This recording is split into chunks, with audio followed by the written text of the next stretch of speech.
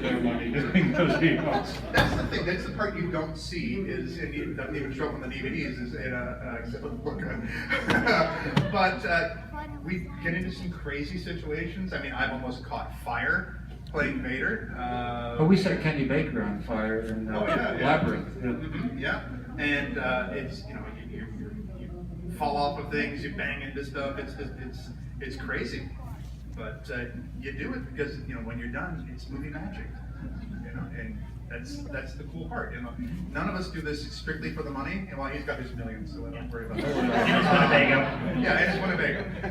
But That's why I flew for 24 hours yesterday to this. yeah, you never do anything strictly for the money, and you never do it strictly for the love either, because either way you'll get bankrupt. So, but it's wonderful adventures. We have a lot of people here. Any questions for our two guests here? We have answers. We can see if they match. Yes, exactly. Men in front.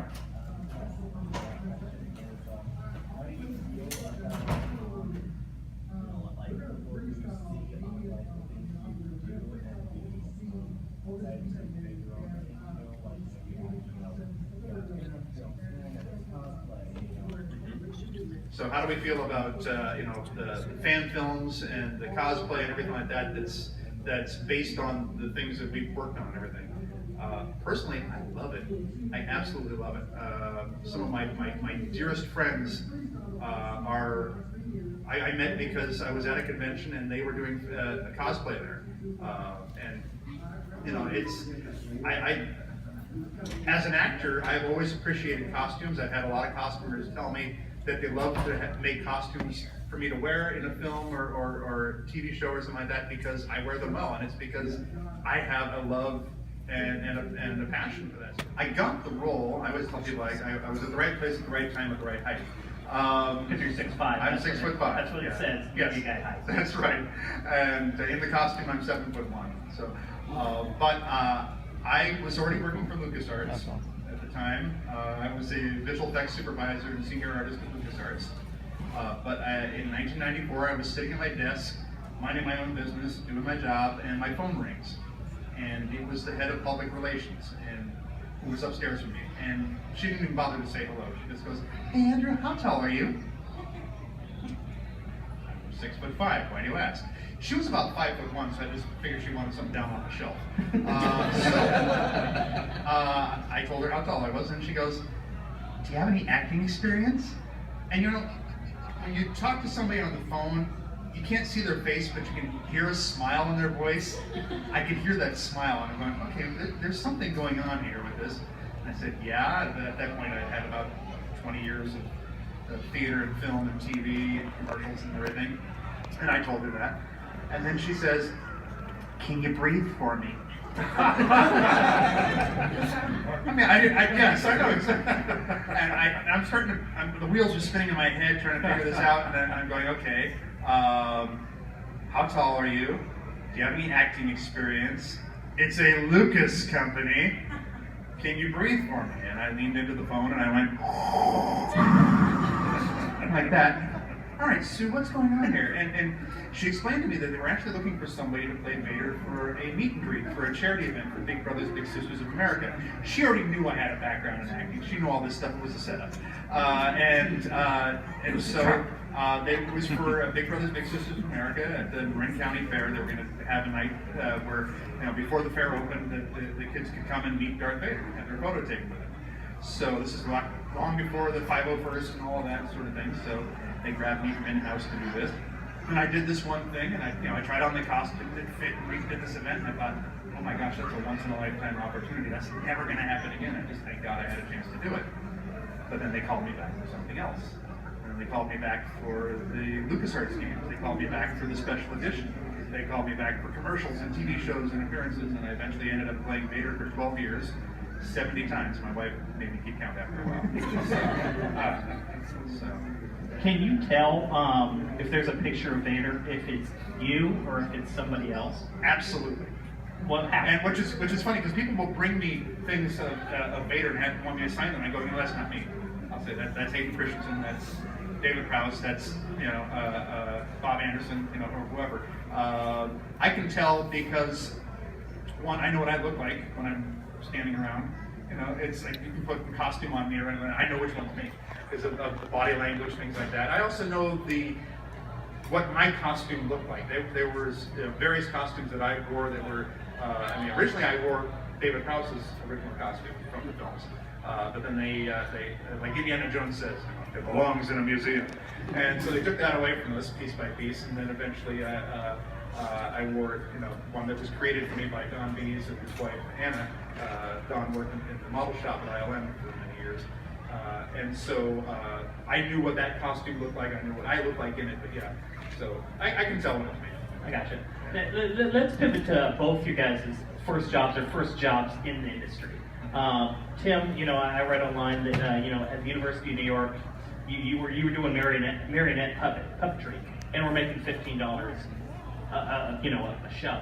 This guy's done his homework. I know. Every once in a while I do. I got Lee Cozy on the last one where I was like, hey, in high school you did this. So I was like, okay, Con?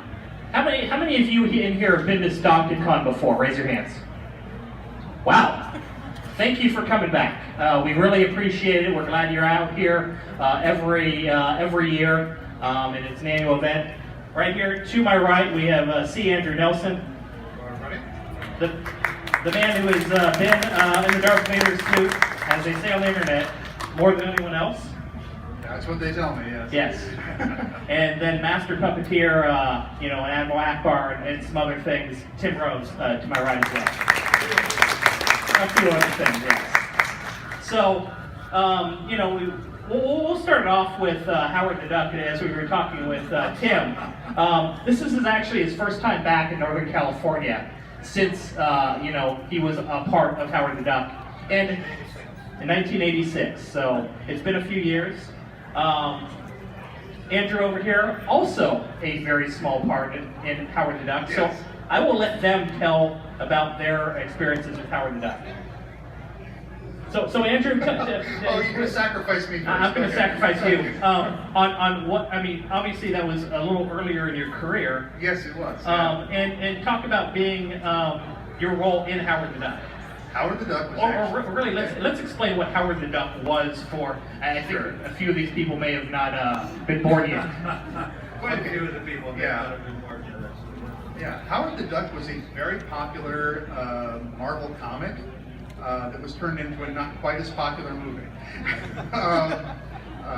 It was shot in San Francisco. Not supposed to take place in San Francisco, even though it looks dead on like San Francisco, and uses places like the California Academy of Sciences building that had already been established in other films as being in San Francisco. It wasn't supposed to take place in San Francisco. It was Cleveland, right? Wasn't it? Yes. But it was actually the first film that I worked on as an actor. I am in the film as a rocker, in the concert scenes. But you have to really look hard to find me. But I'm there. But it was an interesting project. It was my first brush with George Lucas. As much as he would like to divorce himself sometimes from that film, he was right there on set. I saw him, he was there.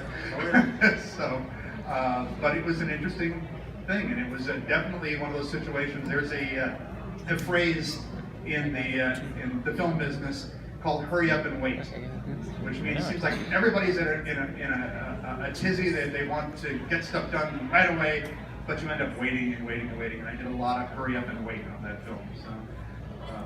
And you've got a lot more stories, I'm sure, about that movie than I do. Oh, yeah.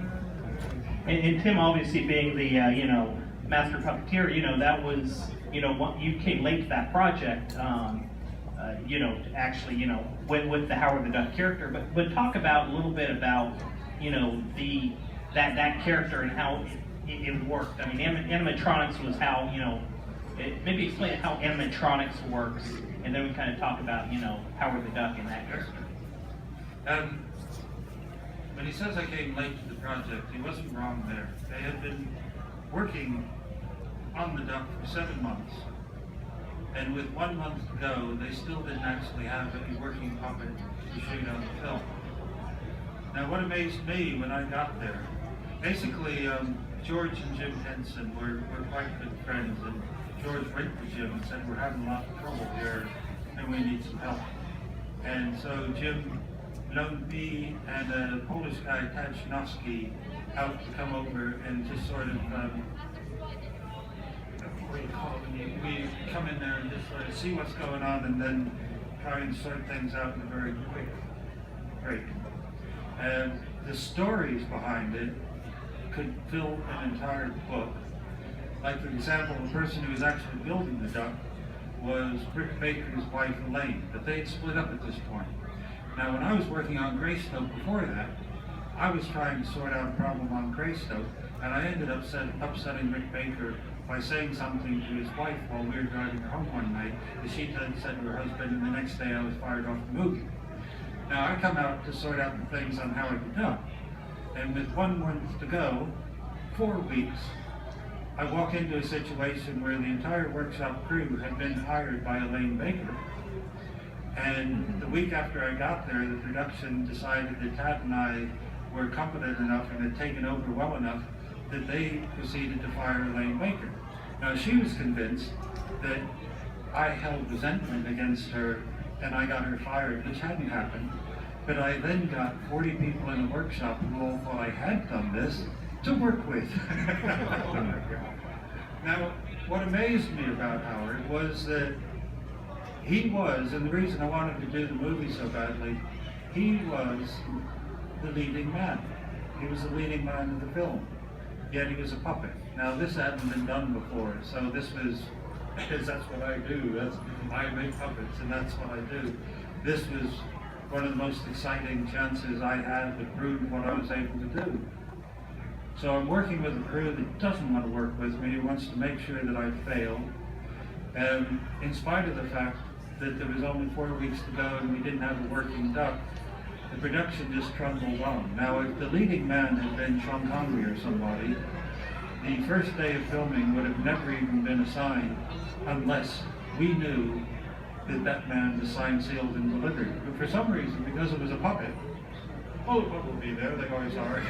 Everything just trundled along while we were working 24 hours a day with a crew that wanted me dead to actually make the duck. It is the film that was the hardest one I've ever had to do, and also one that I'm the most proud of, because in spite of the obstacles, and that was just a little taster on the top of what the obstacles while making that film were, I think that we kept the duck alive. And when I say we, it took 5 people to do Howard. It wasn't just me, it wasn't just Ed Gale. There were 5 of us, and there were 4 different versions of the duck. And everything was done in camera in those days. There was no CG to help you with everything. So every scene had to be designed, shot, worked out, special effects done. And I'm very proud of the fact that for all of his faults, we kept Howard alive for every single shot all the way through the movie, and we kept the suspension of disbelief going. And that is not easy to do at the best of times, and certainly on that movie, it was twice as hard to do. If you haven't seen the movie, it is actually worth seeing. I mean, it's not a great film, but it's become a fun film. And like Tim's work and his crew is amazing. He's being a little. I think you could boast a little more. He really did make Howard a real character. People will say, "Oh, the film, the dialogue was this," or they'll complain about the script or something. Nobody ever says, "I never believed the character." You believe it's a real character. You think there's where'd they get this duck from? And like again, this was before CG. This was before even doing something like Roger Rabbit type stuff. It was really phenomenal work. And also the effects work by Industrial Light and Magic, very good in there too. So that was it. You have to remember historically where this fit in. Yeah. At the time, it was breaking so many barriers and so much new ground at the time that its chances of success were minimal. Well, however, in Sweden, they think Howard the Duck is bigger than Star Wars. I mean, it just hits the Swedish funny bone. Wow.